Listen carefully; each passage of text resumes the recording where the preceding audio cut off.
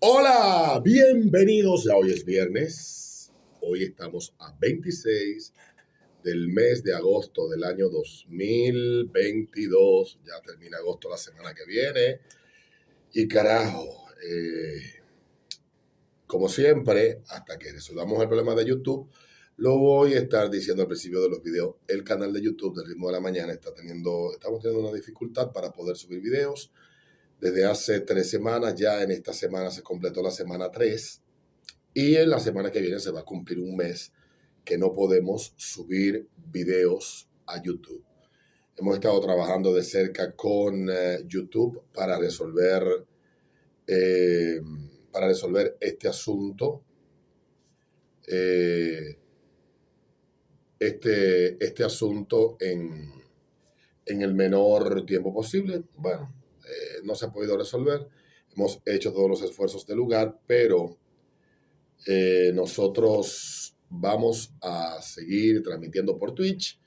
Y bueno, yo me voy a encargar aquí de mi canal. Ya lo otro, pues uno intentará y tendrá la paciencia de esperar que en YouTube resuelvan. Esta semana han habido muchas noticias, la inestabilidad de lo que sucede en Haití, que preocupa a mucha gente, el tema de lo dicho por el ministro, la acusación de racista a todos los dominicanos que tengan una opinión contraria a la migración haitiana descontrolada hacia el país. Y creo que más que distraernos con lo que diga un ministro de poca monta en República Dominicana, eh, debemos de poner atención a lo que está pasando en Haití. Haití está al borde de la explosión social más allá de la crisis que ha tenido en los últimos años. Y ciertamente esto es algo que debe de llamarnos la atención y que debemos ponerle atención. Porque en la medida en que esto se recrudezca en ese país, esta situación se haga más difícil, en esa misma proporción también irán aumentando los números de haitianos, de migrantes, llámelo como usted quiera, de gente que cruza la frontera, de ciudadanos haitianos que cruzan ilegalmente la frontera de la República Dominicana hacia nuestro país. Eso por ese lado. Por el otro está el asunto de lo que está pasando en Puerto Rico. Yo tengo mucho cariño por Puerto Rico. Tengo muchos amigos boricuas, un montón. De hecho, mi infancia, uno de mis mejores amigos de la infancia, se fue a vivir a Puerto Rico y tenía yo el chance de a través de sus historias, pues en el imaginario de adolescentes y de niños, pues crear un vínculo afectivo con la isla, como le dicen ellos. La isla. Y Puerto Rico era uno de los lugares que yo más deseaba conocer por todas las historias que me habían contado. Amigos que, repito, de mi infancia que vivían en Puerto Rico, incluido mi mejor amigo, y que tuve el chance siendo un adolescente de conocer a muchos boricuas que eran visitantes en la casa de estos amigos. Y los boricuas a mí me parecen gente cool. Me encanta Puerto Rico, tuve el chance de conocer la isla en el 2017 y desde entonces y hasta el 2020 fui 17, 18, 19, 20 de manera consecutiva y por los temas de la pandemia pues no he vuelto. Pero pretendo volver a retomar mi costumbre de visitar la isla de Puerto Rico. Pero lamentablemente Puerto Rico tuvo la suerte de que le fuera bien económicamente. Yo me pongo a ver los videos de los años 40, videos que están en la Universidad de Puerto Rico, en un canal de YouTube que ellos tienen, de cómo se dieron los procesos de transformación de esa isla, hasta que en la década del 50, pues vino lo de el ELA, Estado Libre Asociado de Puerto Rico.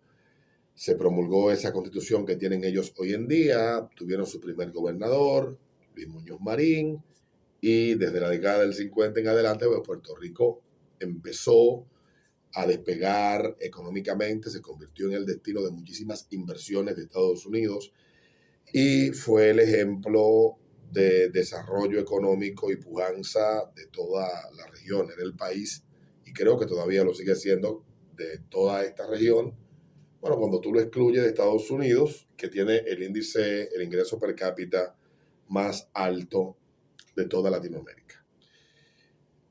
No sé qué tanto ha variado eso en estos últimos años, pero Puerto Rico sigue siendo una gran economía con un ingreso per cápita bastante alto, una economía bastante fuerte, pero comprometida. Deben todo prácticamente a Puerto Rico. Y esto, producto de los políticos irresponsables, los vendesueños, los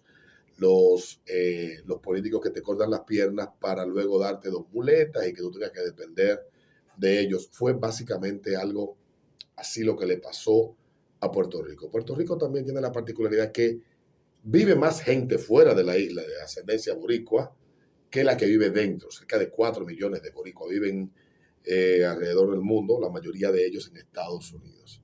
Pero igual, Puerto Rico tiene 3.4 millones de habitantes y tiene una natalidad que la tasa de reemplazo por la cantidad de personas que mueren, emigran, versus la tasa de natalidad que tiene el país, no permite que la población decrezca, sino que ha descrecido dramáticamente durante los últimos 20 años y ha llevado a Puerto Rico también a que muchos boricuas decidan emigrar, irse a vivir a Estados Unidos continental, porque asimismo, como dije, que le fue bastante bien durante la década del 60, del 70 y de los 80 a Puerto Rico económicamente, entiende uno, porque las estadísticas a veces engañan.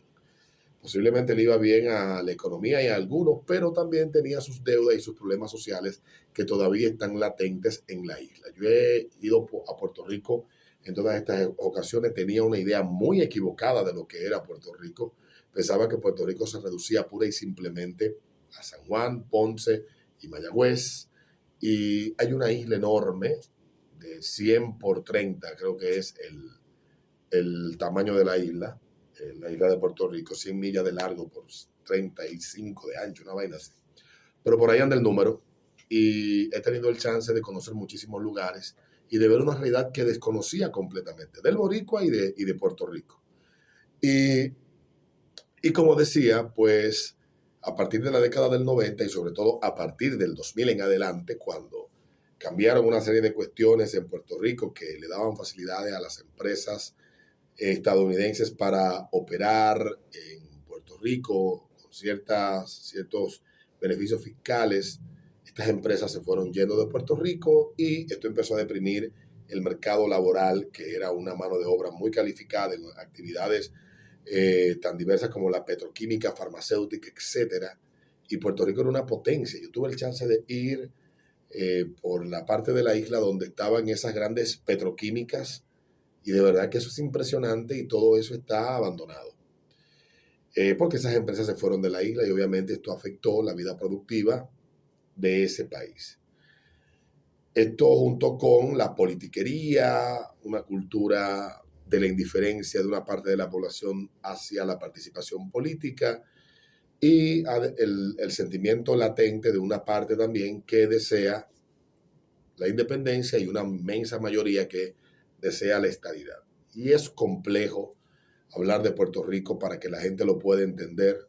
Yo mismo que me he sentado con amigos boricuas que me han contado la historia de Puerto Rico, que fue colonia española hasta finales del siglo XIX, y en la guerra española de España y Estados Unidos, pues dentro de las cosas que perdió dominio España al perder la guerra contra Estados Unidos, fue el control de Puerto Rico. Puerto Rico ha sido como menos que el patio para Estados Unidos en ciertos aspectos, ha estado ahí y se cumplen algunas cosas. Entonces esto ha traído una inestabilidad política que se ha hecho manifiesta a partir del año 2017, ya en el verano del 2019 se da el escándalo de los chats de Ricardo Rosselló y este se ve forzado a renunciar porque la indignación, la molestia, todo lo que se ha ido acumulando con el tiempo de todas las situaciones que se han ido dando en Puerto Rico y que al mismo boricua hace responsable a la clase política, pero que se juega a este juego de la culpa y lo que es básicamente un juego de suma cero, que no importa lo que tú hagas, siempre el resultado va a ser cero. No hay resultados que de verdad la gente entienda que les conviene. Ahora Puerto Rico está en medio de una situación que explota.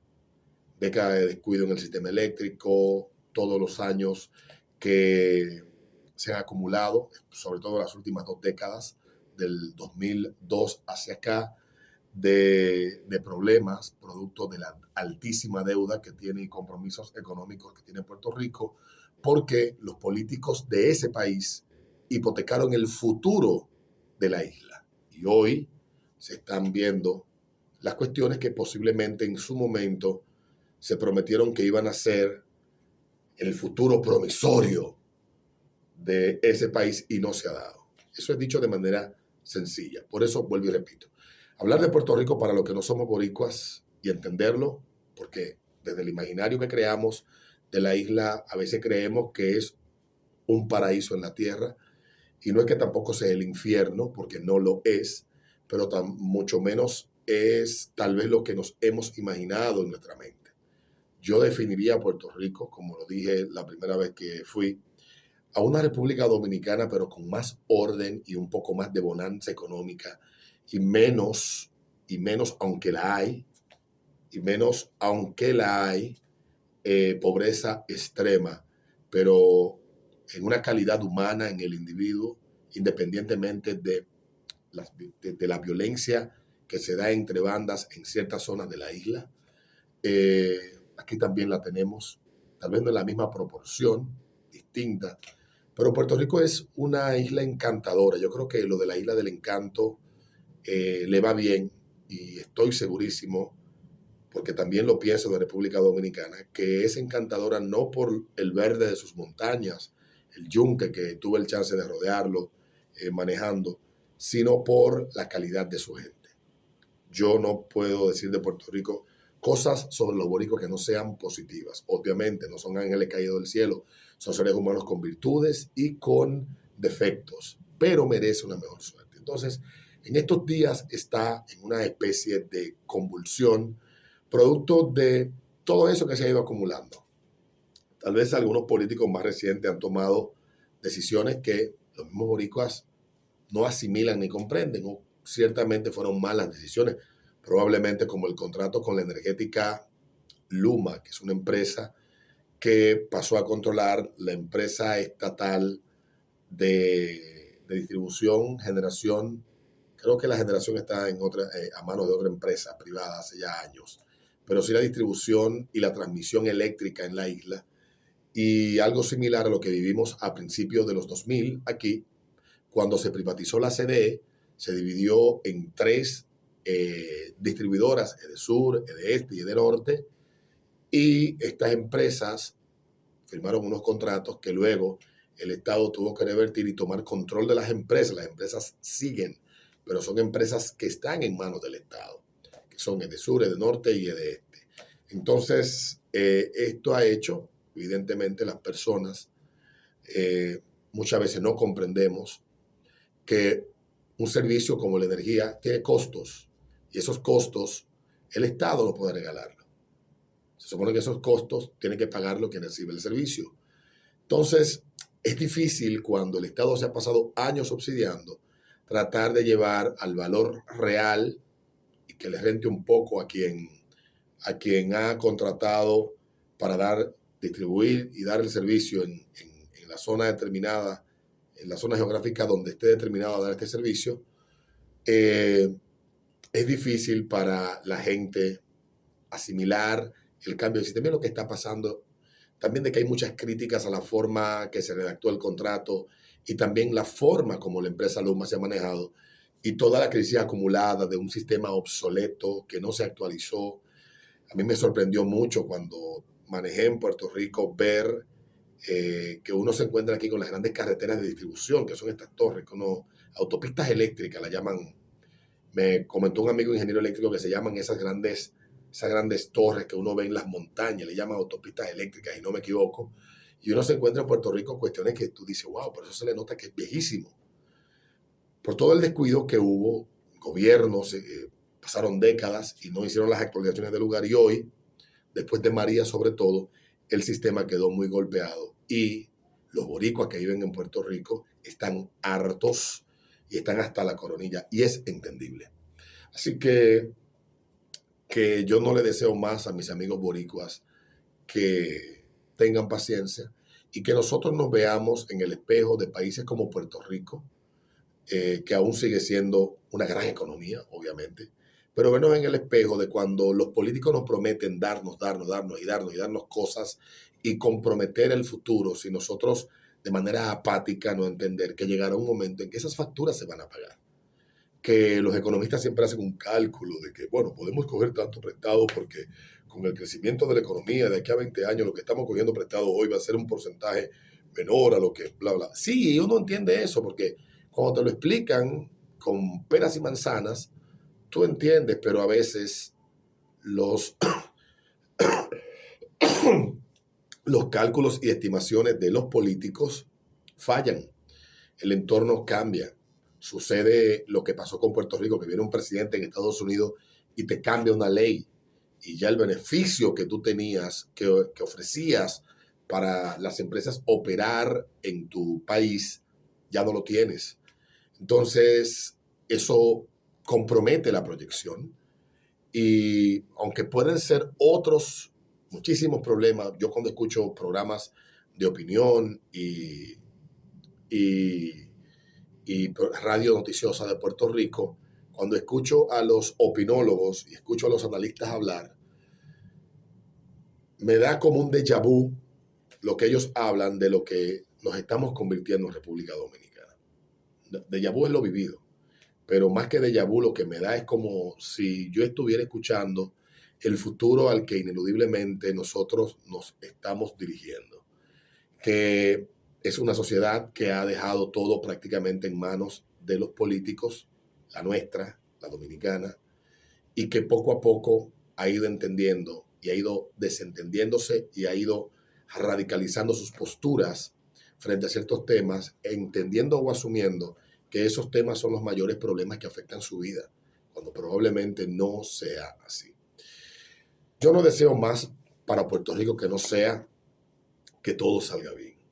País maravilloso, disfruto mucho cuando voy a Puerto Rico, conozco boricuas que han venido a vivir aquí al país y que le encanta República Dominicana, tengo amigos allá, Molusco, Nefti, un montón de gente que conozco allá con la que comparto cuando voy a Puerto Rico y con la que tengo la oportunidad de poder entender un poco más lo que pasa en la isla, porque leerlo en los periódicos y verlo en televisión no te permite entender al 100% la realidad de un país. Tal vez tú ves lo que sale en los periódicos, pero la realidad es todavía mucho más dramática y mucho más difícil cuando se vive.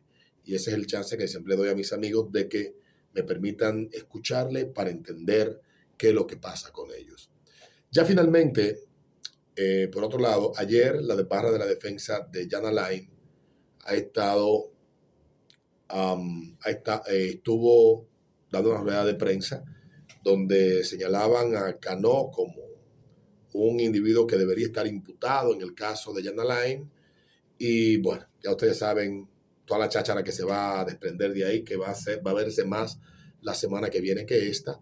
Y sigue la novela entre Jenny Berenice, Donald Guerrero y la señora Miriam Germán Brito.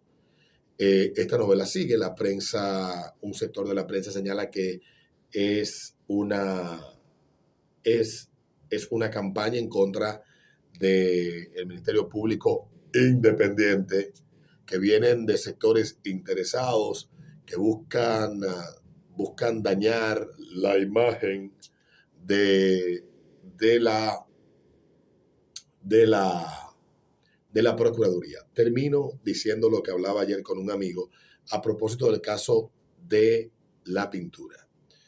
Este caso que se ha ventilado mucho en la prensa, creo que nosotros debemos de ver los casos de investigación igual del periodismo de investigación, como hemos visto todo lo demás. Denuncias que la autoridad competente debe de investigar, debe de establecer, el Ministerio Público, quien tenga la responsabilidad de investigar, deben de establecer la responsabilidad o los ilícitos que se puedan imputar o que se puedan identificar en lo denunciado por los periodistas. Porque ciertamente nosotros entendemos que los programas de investigación periodística son el Ministerio Público. Y no necesariamente un periodista, todo lo que plantea en una investigación es un ilícito. Y voy a poner un ejemplo. que fue muy mal manejado por la prensa, manejado por su gobierno y manejado por ella misma. El caso de Kimberly Taveras, que fue ministra de la Juventud, creo que se fue injusto con ella, lo dije en aquella ocasión y lo he dicho siempre, porque Kimberly, aunque tenía una empresa con su pareja de entonces, que creo que todavía sigue siendo su pareja, y había formado esta empresa y estaba ofreciendo unos servicios, Kimberly había creado estas empresas cuando estaba fuera del Estado.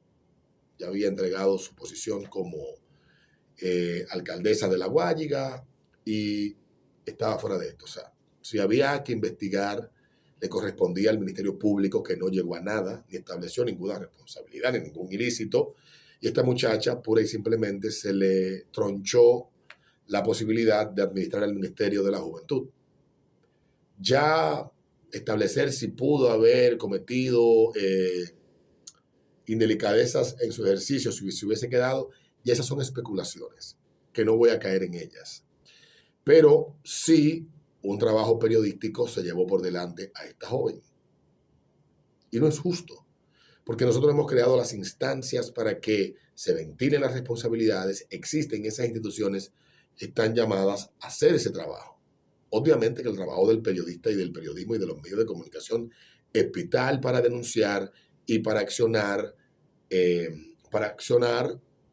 a aquellos que están llamados a perseguir las indelicadezas en la administración pública por parte de los servidores. Pero ayer le decía a un amigo algo que es con lo que cierro. Nosotros un sector bulloso de la sociedad ha desarrollado una obsesión con la corrupción. Y voy a hacer la pregunta de Danilo. ¿Cuál corrupción? Porque es difícil solamente señalar la corrupción que se pueda dar en la administración del gobierno central o de algún otro organismo del Estado, cuando aquellos que están llamados a investigar y perseguir también están permeados por la corrupción. Porque no solamente es sustraer dinero del Estado, sino claudicar al cumplimiento y al mandato sagrado que usted adquiere cuando tiene la responsabilidad de fiscalizar, de identificar delitos y de someter. Cuando usted lo hace de forma selectiva, medalaganaria y violándose los procesos, eso también es una forma de corrupción. Pero también es corrupción cuando el juez aplica un castigo que no está establecido en la ley, cuando excede lo que manda la norma, cuando violenta lo que es racionalmente proporcional, solo porque obedece a una presión de alguien interesado o buscando aplausos de la gente. Eso también es corrupción. Y no puede haber justicia en un país donde quienes imparten justicia la imparten de forma medalaganaria, discrecional e injusta. También tenemos que aspirar a instituciones sólidas. Aquí hablamos de la corrupción pública, pero también está la privada. Hemos visto cómo, en el caso Jan Alain, la inmensa mayoría de los que están involucrados son del sector privado. Si acaso 3 o 4 de los imputados han hecho vida pública y han servido al Estado. Entonces, ¿cuál corrupción es la que queremos nosotros enfrentar? Esa es la pregunta con la que cierro. Y créanme que todo lo que he dicho desde el principio hasta este punto son temas conexos. Las sociedades a veces no se enfocan en los temas importantes del momento.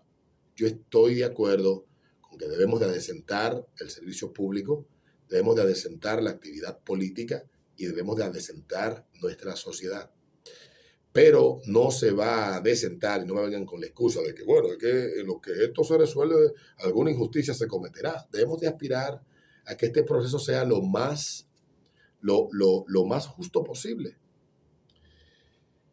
No podemos aspirar a hogueras en plazas públicas, ni a convertir todo lo que diga un periodista en un linchamiento y en una verdad absoluta. Los periodistas, al igual que todos nosotros, son seres humanos que cometen errores, falibles. Y muchas veces sobre todo en la República Dominicana, cuando hacen cierta denuncia, lo hacen porque obedece esa denuncia a defender o a algún grupo de interés o a perjudicar a un grupo de interés porque otro se beneficia. Dejemos de ser tan ilusos y tratemos de ver un poco más allá de la curva. En República Dominicana no puede castigar la corrupción el que también es corrupto. Nos vemos en un próximo video.